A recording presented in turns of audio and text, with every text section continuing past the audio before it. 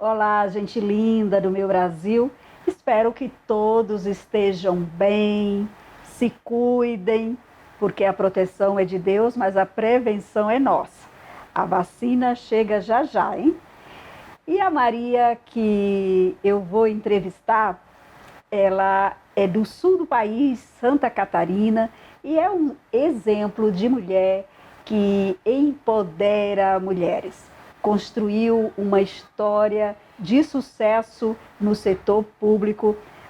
Vamos conhecer a história de Andresa Colato. Seja muito bem-vinda, Andresa. Obrigada, Cleia. Foi um prazer e uma honra estar com você, te conhecer agora pessoalmente, né? Eu conheço o teu trabalho pelas mulheres e pelas Marias do Brasil que precisam tanto de visibilidade, especialmente nessas épocas de tanta violência contra a mulher.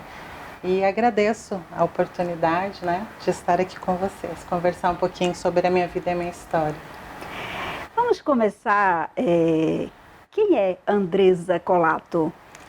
Eu sou uma mulher, uma mãe, uma filha, uma neta, sou advogada, nasci no interior de Santa Catarina, nasci na cidade de Chapecó, embora tenha vivido sempre em Xanxerê, que é uma cidade ao lado. Sou filha de um engenheiro agrônomo e de uma artista plástica, tenho duas avós ainda vivas, uma com 96, uma com 94 anos, que me ensinaram, né? Desde pequena meu pai vem de uma família de 14 irmãos, passou fome, né? Minha mãe também de uma família humilde. Eu tive a oportunidade de vir a Brasília, né? Me encantei com o mundo. Eu sempre, o pessoal falava desde criança que eu era uma ovelha negra, a revoltada, porque eu era aquela menina que queria fazer diferente, né? Eu não me contentava. Hoje eu vejo que um pouco também, de repente, tenha sido preconceito por eu ser menina, porque eu sempre queria ocupar os mesmos espaços que os meninos. Por que eu não podia brincar de bola, de bolinha de gude? Desde criança já lutava pela igualdade. Desde criança. E então eu vim para Brasília, né? Entrei nessa pauta, comecei a advogar, trabalhei em alguns órgãos públicos também. Você fez direito na Universidade de Brasília, Isso, na UNB. Na UNB, fiz direito na Universidade de Brasília, aí passei num concurso da Anatel, fui trabalhar com telecomunicações por 6 anos, depois fui para a Procuradoria do Estado de Santa Catarina, trabalhar com os tribunais superiores por 10 anos. Aí me afastei, morei na sua terra, Alagoas, por 1 ano e meio, advoguei, conheci muitas Marias, boas Marias lá também, e voltei a Brasília, né? Você nasceu em Chapecó, né, em Santa Catarina, e você está em Brasília há quanto tempo? Olha, acho que desde 95 a última vez que nós viemos para cá, né? Nós viemos com meu pai para cá, e aí não voltamos mais. Coincidentemente, eu cheguei em Brasília também em 95, agosto de 95, vindo de Alagoas, você do Sul e eu do Nordeste, né? Chapecó, inclusive, a gente já mais adiante vamos entrar nessa pauta da violência contra as mulheres, mas Chapecó, eu coordenei a comunicação da campanha, a comunicação nacional da campanha mundial 16 dias de ativismo pelo fim da violência contra as mulheres, 2006, 2007, 2008, 2006, quando surgiu a Lei Maria da Penha. E nós mostramos as mulheres que vítimas de violência das diversas formas previstas na lei, e uma era de Chapecó, né? Interessante. Agora, você também trabalhou na Procuradoria de Justiça de Santa Catarina? Procuradoria do Estado de Santa Catarina. Eu assessorei aqui em Brasília os trabalhos da Procuradoria, né, junto aos tribunais superiores por 10 anos. E fez uma carreira aí no setor público e muitos anos no então Ministério do Desenvolvimento Social e Combate à Fome, que hoje é o Ministério da Cidadania. Isso. Como articuladora, você é uma articuladora, eu estava vendo aí o seu currículo, né? Articuladora política, de parcerias do setor público, setor privado. Sim, eu sempre gostei, né? E até eu comentava que quando assessora da Procuradoria, eu ia muito a tribunais superiores, conversava com os ministros, e os ministros me diziam assim: menina, você precisa colocar o teu nome numa porta, porque você conversa, você articula bem, você falando isso agora me veio à memória. Você precisa entrar, que você vem, você conversa com os ministros, você entende, você é muito técnica. E aí, quando eu retornei de Alagoas, após 1 ano e meio, eu conversei com umas pessoas que eu conhecia e surgiu essa oportunidade, na época pelo ministro Osmar Terra, do Ministério do Desenvolvimento Social, né? Eu trabalhava com dados de monitoramento de programas sociais, inclusive. Aí eu Você era, inclusive, diretora de monitoramento dos programas sociais do governo. E aí surgiu a oportunidade da direção do Plano Progredir. Eu, inclusive, ajudei a construir o Plano Progredir, que é um plano que é a minha paixão. Eu acho que ele deveria ser, inclusive, ampliado, né? Que ele coloca inclusão social e produtiva, você capacita as pessoas, leva ao mercado de trabalho e também oferece um valor para investimento para essas pessoas.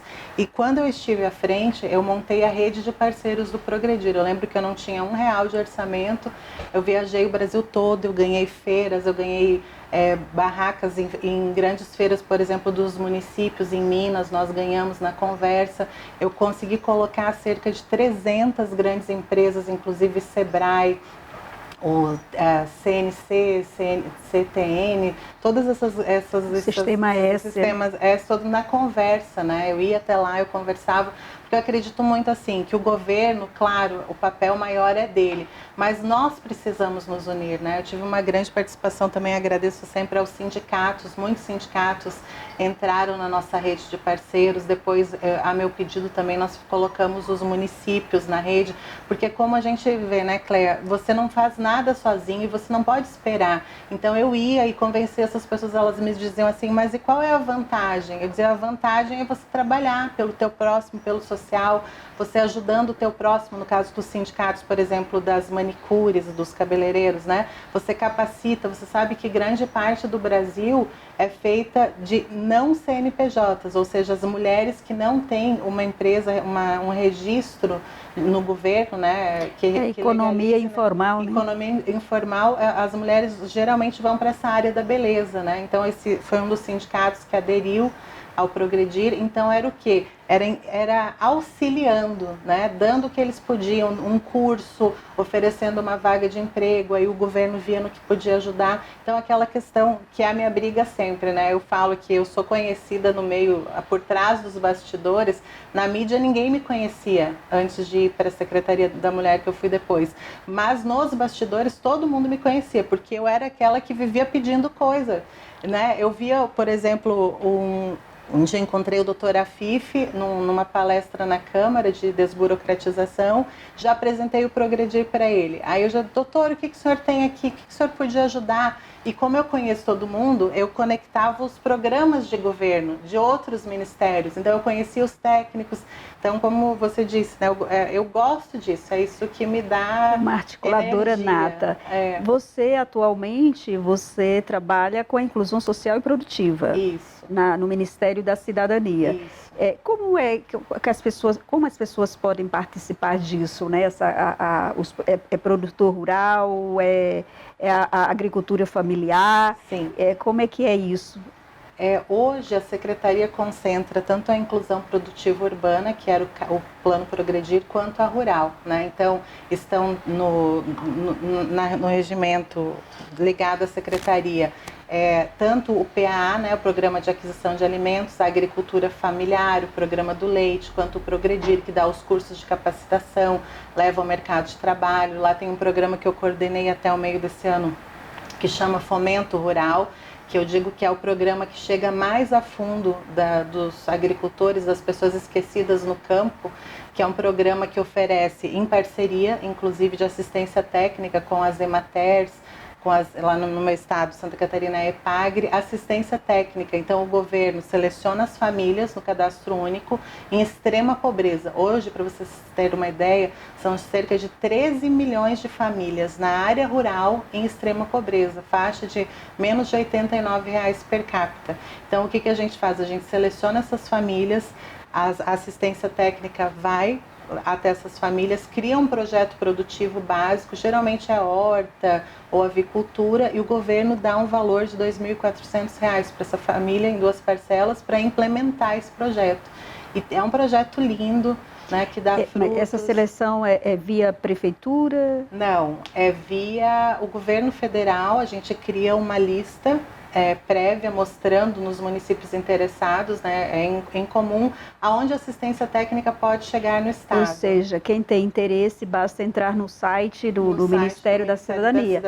Olha aí, gente, então você que mora na área rural ou conhece alguém da área rural, entra no site, no portal do Ministério da Cidadania, lá na Inclusão Social e Produtiva, aí uma ótima oportunidade de criar o seu próprio negócio, né? Exatamente, na área rural. Agora, o interessante é que a Andresa, ela é uma articuladora, já nasceu no meio político, é filha de político, né? O pai dela é deputado federal, já... Foi por, não me lembro, 7 ou 8 mandatos. 7 ou 8 mandatos. Então, já assim, essa articulação já veio nesse... ou seja, de berço nessa questão política, né? Diz assim, tem política no sangue, as pessoas costumam dizer assim, né? Eu acho que sim. Eu sou bisneta da primeira vereadora de Santa Catarina, minha bisavó, então não vem só do pai, né? Vem do lado materno também. E eu aprendi, né? Embora meu pai nunca tenha dado abertura pra gente, assim, ele é aquela ideia de não aparece, não chama atenção. Eu sempre circulei muito nesse meio, né? No congresso, meu pai é muito respeitado também, então claro que isso também já abre portas para mim, mas eu sempre gostei muito dessa questão de conversar. Então eu chego, os deputados já me conhecem, tanto pelo meu pai, desde criança me vem também. Então isso abriu muitas portas para mim, e é o que eu falo, você precisa estar no poder para fazer diferença, né? A gente vê muitas mulheres que hoje, até já falar disso, que é um ano eleitoral, que você encontra muitas lideranças, você fala assim, nossa, você deveria ser candidata a vereadora, a prefeita, a deputada. Ai, não gosto de poder. Eu falo, gente, a melhor coisa da vida de uma pessoa que quer fazer a diferença é poder, porque o poder que transforma, é o poder que muda, né? Então, quem nos assiste hoje, né, eu sei da audiência da Cleia, essas tantas mulheres que nos assistem, insistam, né? Briguem pelo poder. Poder é bom para quem faz direito. Poder não é ruim, né? É importante. Existem, inclusive, pesquisas que comprovam que quando tem mulher em cargo de decisão, há melhoria para a sociedade, né? Para todos. É um olhar diferente, um olhar que soma. Não se quer o espaço do homem, né? Mas a igualdade, a decisão junto, né? O andar lado a lado, né? Aí em todos os setores. Mas você não quis seguir uma carreira política também? Eu gosto da ideia, gosto muito. Inclusive na eleição anterior, aí a gente tinha umas conversas que meu pai, se fosse ao Senado, eu viria para a Câmara Federal. Mas foi na época que eu fui convidada também para ser secretária das mulheres, então eu pesei, então não fomos, né? Mas eu gosto muito sim, e pretensão sempre há. Eu trabalho bastante também com prefeitos aqui em Brasília, como eu te disse, como eu circulo muito, eu conheço muitos programas sociais, né? Então os prefeitos me procuram muito aqui para ajudá-los, onde é que tem dinheiro, que programa que existe, porque existe muita coisa em Brasília. O governo tem dinheiro para programas sérios, para coisas certas, pontuais. A gente está enfrentando um período difícil da economia, até pela pandemia, mas assim, há uma estrutura, só que quem não conhece não chega, né? Então as grandes prefeituras que têm uma estrutura, têm uma assessoria, elas chegam no dinheiro, conseguem chegar nas emendas dos deputados, e aqueles que são desassistidos não chegam, né? Então eu também faço esse trabalho aqui. É interessante. E a gente falando aí um ano eleitoral aí, né, em todos os municípios brasileiros, com exceção aqui do Distrito Federal. Mulheres, analisem bem quem votar, votem em mulheres ou em homens que apoiam as causas femininas. Então, nós somos a maioria do eleitorado. Se somos menos mulheres, porque o número é muito pequeno de mulheres no poder, mulheres na política, como diz a presidente da Virada Feminina, Marta Lívia Suplicy, que entrevistamos aí no programa passado, a culpa é nossa. Então é hora de decisão, é hora da escolha, da melhor escolha, né? Exatamente. Agora, Andressa, você, em todos os, independente de cargo, né, que você ocupa, Procuradoria de Justiça, Anatel, Ministério da Cidadania, antes Ministério do Desenvolvimento Social e Combate à Fome, independente da função que você ocupa, você sempre esteve com o olhar voltado para o feminino, sempre apoiando as causas femininas. Exatamente, né? O meu desejo de vida, né? Eu brincava, inclusive, era votar aos 16 anos. Eu fiz 16 lá, fui tirar meu título e sempre votei essa questão que você disse em mulher. Nós não temos só um voto, né? Quem vota para vereador, vota para prefeito. Então, escolha uma vereadora se você não tem uma prefeita, deputados. Um voto meu sempre foi minha bandeira, né? Eu conversei isso com a Marta, também muito minha amiga. E eu sempre apoiei, mesmo sem saber, né? Eu lembro, inclusive, você não mencionou ainda, das causas femininas, né? Não foi falado ainda, eu fui convidada no governo Temer para ser secretária nacional de políticas para as mulheres. Eu estava na Unesco nesse dia, conversando sobre um programa para meninas, né? Para incluir no Progredir, para capacitação e contra a violência e tal.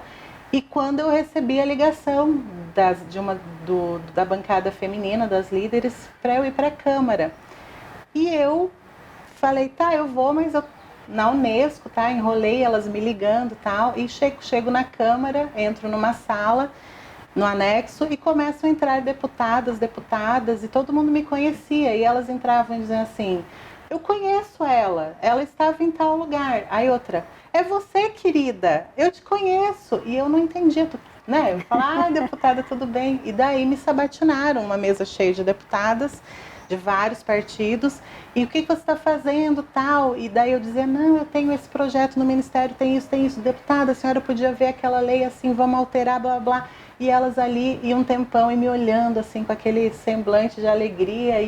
Aí chegou um momento que eu falei, mas deputadas, eu vim aqui exatamente por quê, né? Aí surgiu o convite, até quem comandava a reunião era a deputada Marinha Halpe. E aí ela falou assim, a gente veio para te fazer um convite. Aí eu falei, sim, pode falar. Aí elas me fizeram o convite, né? Nós te trouxemos aqui porque nós queremos te convidar para assumir a Secretaria Nacional de Políticas para Mulheres. Daí eu olhei assim, eu confesso mas eu olhei assim, falei, aceito. Eu nem sabia direito do que se tratava.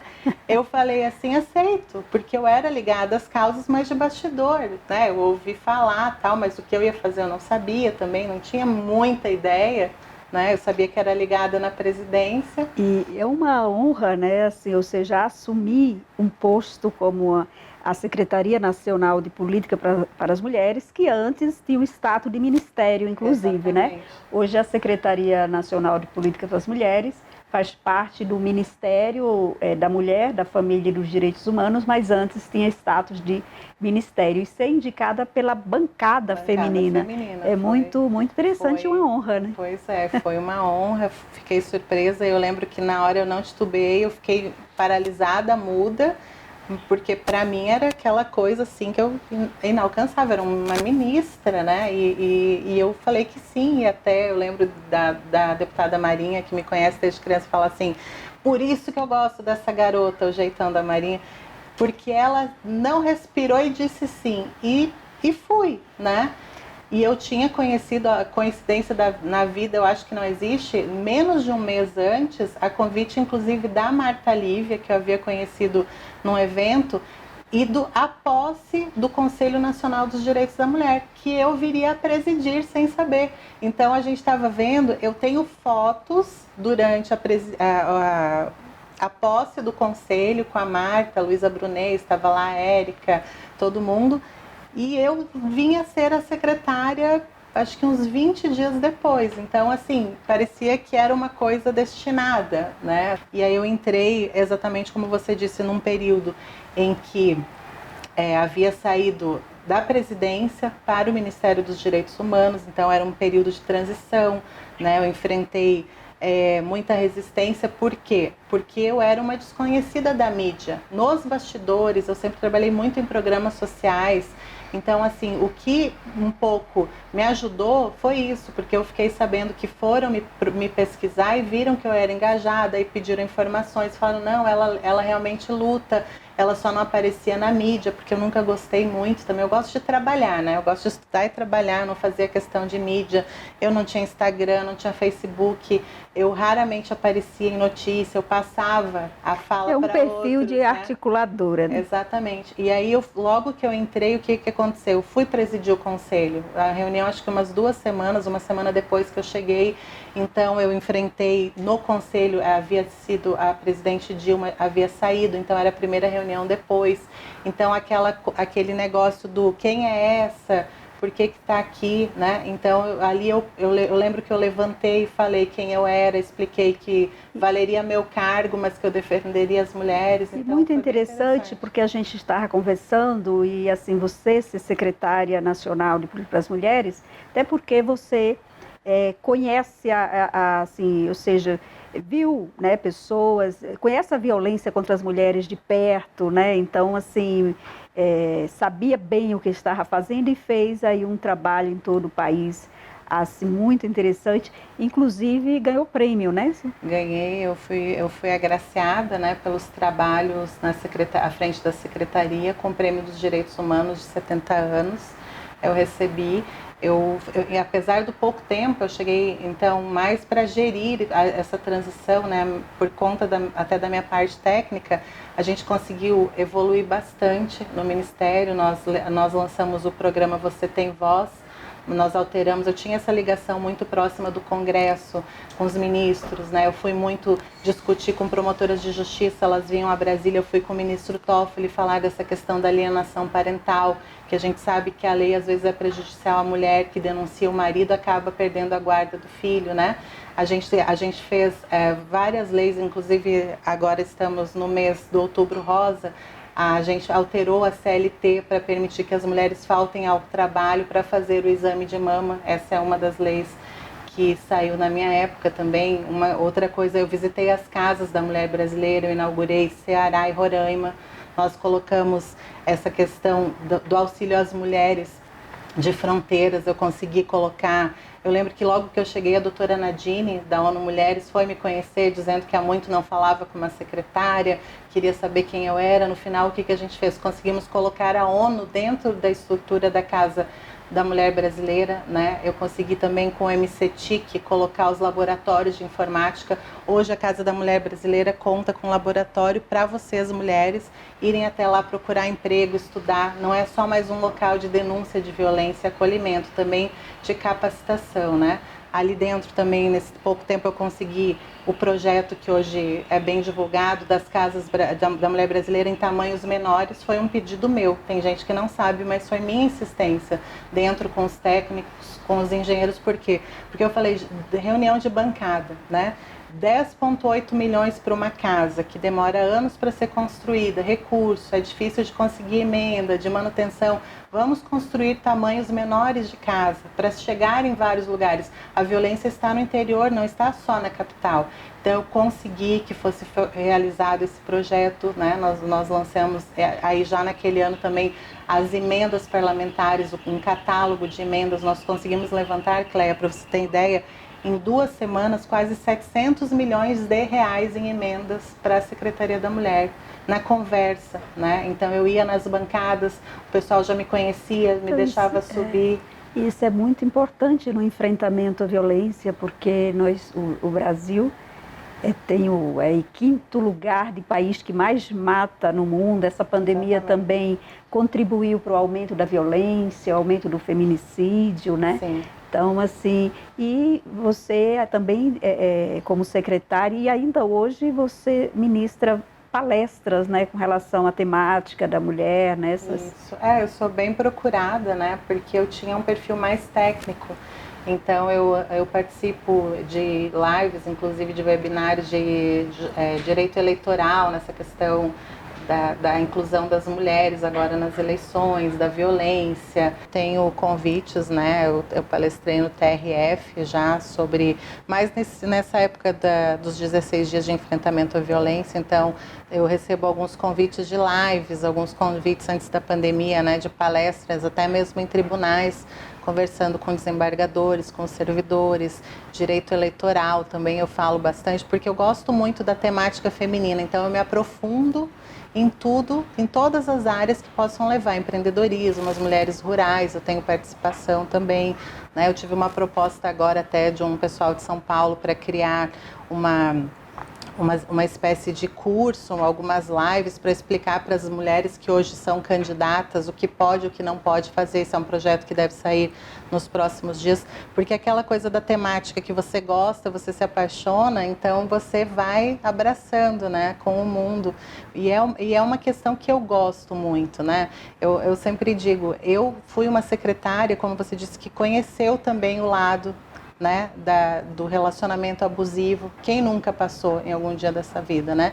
Então eu trabalhava, todo mundo dizia que eu era uma secretária muito presente. Eu trabalhava de 9 da manhã às 11h30 da noite, porque os guardinhas lá pediram para eu fechar, porque eu tinha que fechar o prédio, eu tinha que sair, né? Então eu trabalhei com afinco, com vontade, porque eu conhecia. Quem conhece a pauta sabe da necessidade, né? Que a mulher não sofre violência no horário comercial, né? A mulher precisa de todo o apoio que ela precisa, todo o apoio possível, né?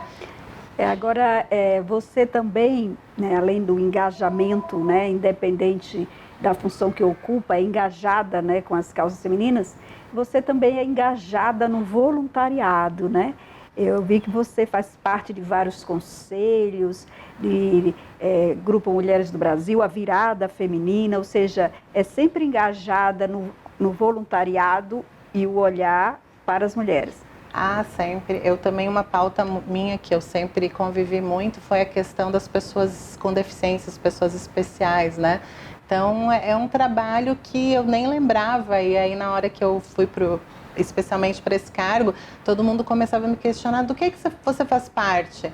E aí eu tive que pensar de um monte de coisas que eu já participei, que eu atuo, né? Eu trabalhava bastante na Pestalozzi também, com essa questão da inclusão das pessoas com deficiência na informática, né? Para eles poderem estudar e aprender. São tantas coisas que eu te confesso que eu nem sei o quanto. Hoje eu sou uma justiceira também da querida Gabi Mansur, trabalho também com atendimento a vítimas. É o que eu gosto, é a minha pauta, né? Eu sempre digo que a minha missão de vida sempre foi o descontentamento. Eu nunca fui uma menina, nunca fui uma mulher que aceitava o quadradinho, né? Sempre queria mais. Por que não posso? Por que eu não posso? Por que não pode mudar? Aí chegava nas pessoas e dizia, você tem isso, ajuda essa pessoa, né? E é essa inquietação que nos leva adiante, né? A inquietação, ela é muito importante dentro do equilíbrio. Agora, Andressa, eu gostaria que você agora falasse para as mulheres, as Marias do Brasil que estão nos assistindo. Você olhe para a câmera e mande uma mensagem para elas. A minha mensagem às queridas Marias do Brasil, tantas que eu conheci no Brasil durante a minha caminhada, que eu olhei nos olhos, eu queria dizer que a importância do olhar no olho da sua amiga, da sua irmã, de conversar. Você pode ajudar, você pode fazer diferença, e sempre que uma mulher se levanta, ela não levanta sozinha. Ela honra as que já passaram, ela honra as que estão, as que tentam, e ela também vem honrando as que virão. Porque quando você sobe, você abre uma porta, né? O que eu faço para modificar o mundo, o meu mundo de hoje, eu estou ajudando, inclusive a minha filha, a minha sobrinha, as minhas irmãs, as que vêm depois da gente. É um ciclo que não para e não pode parar. É isso, gente. E não pode desistir jamais, do projeto, do sonho. A gente não pode desistir. Quem persevera, quem luta, chega lá, né? Exatamente. E, Andressa, todas as mulheres, né, as Marias que participam do programa As Marias do Brasil, ganham um brinde, que é um livro, né?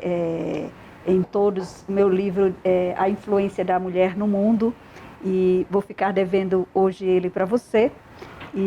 Mas depois eu vou fazer o livro A Influência da Mulher no Mundo, de minha autoria, chegar até você. Mas hoje você vai ganhar o Protagonismo Feminino em Verso e Prosa, que foi editado pela Rede de Escritoras Brasileiras, a Rebra, e que tem uma das prosas, né, de minha autoria também, né? Ótimo. Então, Protagonismo Feminino. Obrigada, agradeço. Para você.